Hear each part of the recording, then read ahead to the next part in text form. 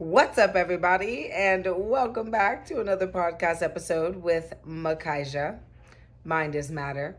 And if you haven't been on this channel yet, this is your first time, second time maybe, let me formally introduce you to some of the things that we do here. Well, quickly, one, mind is matter simply means what we dwell in our minds, how we tell our minds is what becomes matter, right? What we imagine, what we think about, what we feel, all the things that dwell in our imagination. Our imagination is not just one thing. It's not just one thing, which is seeing, right? Our imagination is feeling. Our imagination is smelling. Our imagination is hearing, seeing, all of the senses, right? Just taking place within our minds. That's why I decided to call this channel Mind is Matter. Now, do we recognize that there is a difference between the mind, the body, and the soul? 100%. But now that you've heard the former, I hope that you understand why it's called Mind is Matter. So, as the souls that we are, another topic that we discuss is how energy, how the immaterial is what becomes material. Now, if this is not a topic that you're aware of, not a topic that you've researched or looked into ever, if not recently, then I would like to introduce you to that as well. So let's talk about this for a moment, right? Energy. Energy, you can't see necessarily, right? We see the lights turned on, but we don't necessarily see the energy that's turning on the light itself. Now, there's cords, there are things that are connecting all this energy together that, boom, put the light there. However, we know now that that's unnecessary, right? With solar power. I have solar powered lights sitting right outside in my backyard, stick right in the ground, no cords necessary. I can pick them up and move them anytime I want, right? But I still can't see that solar energy that's being put into, right, that little plate that's absorbing it, that's going to then transmit it through a wire, which I still can't see that energy. That's showing the light now flashing from the bulb that's within the light itself. So energy isn't something that we naturally see with our eyes. Now, is it something in the past that we might have been able to see, or something in the future that we might be able to see? Sure, anything's possible. I believe that, yes, in the past we were able to actually see certain energies. But when someone sees a ghost, or if someone sees some sort of paranormal activity, that is a form of seeing energy. If I'm looking at you and you're looking at me and I'm looking at these things are also energy. So these are energy that have formed into matter, right? The things that we see. The ghosts, I honestly, are ghosts.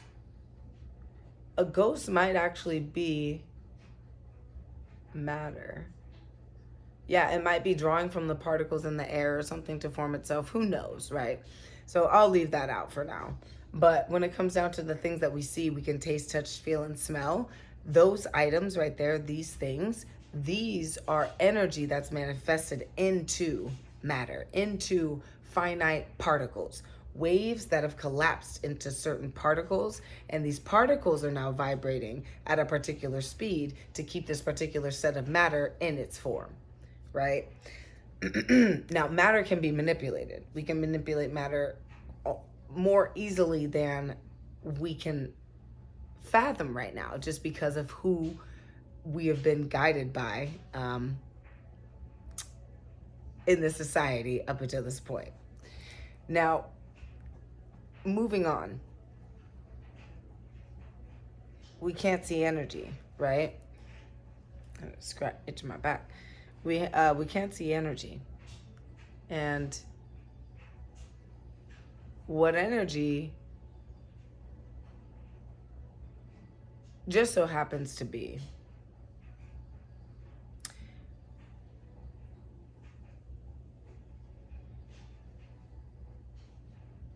is a living thing.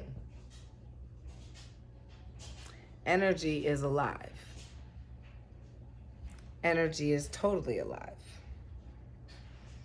Energy is so alive that if you simply open up your heart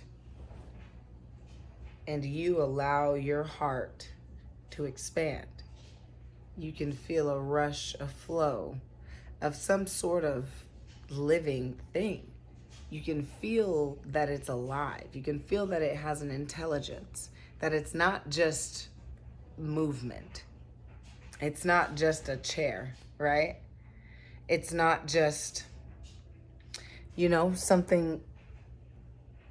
something that's just here. It is a living entity.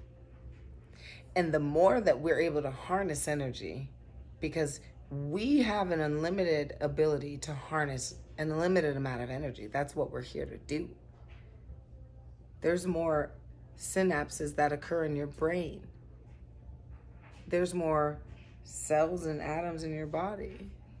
And there are grains of sand on the earth, stars in the sky, planets in the galaxy, whatever. And that right there is so incredible. When we learn more about ourselves, this is just a sidebar. When we learn more about what we are, who we are, we're able to have more confidence in the things that we do and the decisions we make. We have to have confidence in our choices. And one way I've learned to gain that confidence is simply by knowing who you are. So back to what we were talking about with energy.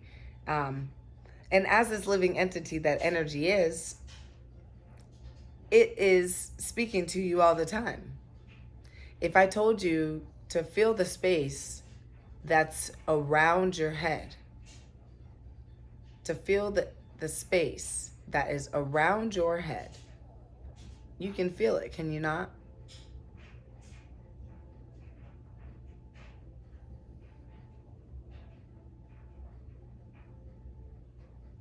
Yep, I can. And now, as I'm talking, I can feel this space, this energy here. And I can feel that this energy isn't something that's just there. It is a wave that is awaiting to be collapsed into a particle, just like everything is. And that's why we're able to even manifest things. That's why the law of attraction, the law of assumption work. Because when we have wavelengths that are traveling without any influence, they are chaos. With influence, they are deliberately distorted into particular manifestations, particular things that were intended. Meaning, if you just allow your mind to run crazy and to think certain thoughts and to have thoughts about yourself that are inconducive to a life that is happy and positive and joyful, your life will become more chaotic by way of the fact that everything around us is chaos. When you drive down the street, you run into so many energies. Your field, because it's shrunk down due to the fact that you probably haven't practiced opening your heart too much. And if you have, I'm not talking to you, take what resonates, right? Leave the rest. But because your heart and your chakras are imbalanced due to blockages, past traumas that you haven't gotten over, forgiveness that you haven't gone through, grieving you haven't allowed yourself to feel, all these things, you have a shrunken aura. And due to that shrunken aura, as these feelings and all these different energies start to enter into your field, they come so close to you that you feel them and you think it's all you. So now you go out into the world with this chaotic form of energy and it's not being managed, right? It's not being managed by yourself. It's just happening. And so now your body starts to love this chaos emotion because it becomes addicted to it. Anything that we do for a long period of time becomes a habit, and any habit that we can't stop on our own is an addiction, right? And this thing becomes an addiction in our body. And then that addiction of the body becomes an addiction of the mind. So then the thoughts in the body start to vibrate on this wavelength of things don't go right. You follow what I'm saying there? So if you didn't, rewind maybe 2-3 minutes or so and listen to it again. You should get it the second time for sure. But with all that, there's a level of management that has to be into place. And so that's what I meant by the first thing I said, which is why I explained that. So when one is managing the energy, when one is able to manage and open the heart and heal the chakras and feel the ever-ending, the never-ending love and bliss and joy and compassion and excitement that the source that created you has for you and for itself, because you are it, and for everything else, that helps in the creation process, because now the aura has grown. The negative vibes or the energy that's chaotic doesn't necessarily get so close now. There's a barrier. There's some sort of force field that can absorb that energy and transmute it into something else. And this doesn't mean that, I'm saying I'm perfect, or anyone who's explaining these types of things thinks that they're perfect. It's just having the experiences and being so conscious and so aware, doing our best to do it 100% of the time. It becomes something that you just notice. You just notice how things work. You just notice how the body works, how the mind works. And then you want to learn more about it. So you start to research it. And then you realize, oh my God, what I've been learning about it on a level just in myself actually is true on a scientific level. And then you say, damn, what's the science really saying? Okay, the science is now giving me more information about what I thought I already knew enough about. And now I can go even deeper on that. And the deeper that you end up going, the more fulfillment that you have, because the more open you become, the more susceptible to vulnerability that you are, which is exactly what's necessary to get everything that it is that you desire. And it's okay to have these desires. It's okay to want love. It's okay to want compassion. It's okay to want an exciting and joyful and more easygoing life than a dreadful trench digging, trash dumping life. Like, it's okay. And it's okay to want the other one too, right? So don't be ashamed of what you want, and allow energy to be its conscious self around you. Allow energy to be its conscious self around you. Be conscious with the energy and allow it to be conscious with you as well. Because the more energy that you can harness, and again, energy isn't tapped out. You have an unlimited amount of ability to harness this energy. It is alive, and it listens, and it talks, and it wants to be, and it's communicating constantly. It's like someone calling you on the phone all the time. Like, I'm always calling you. Like, all you got to do is pick up the phone.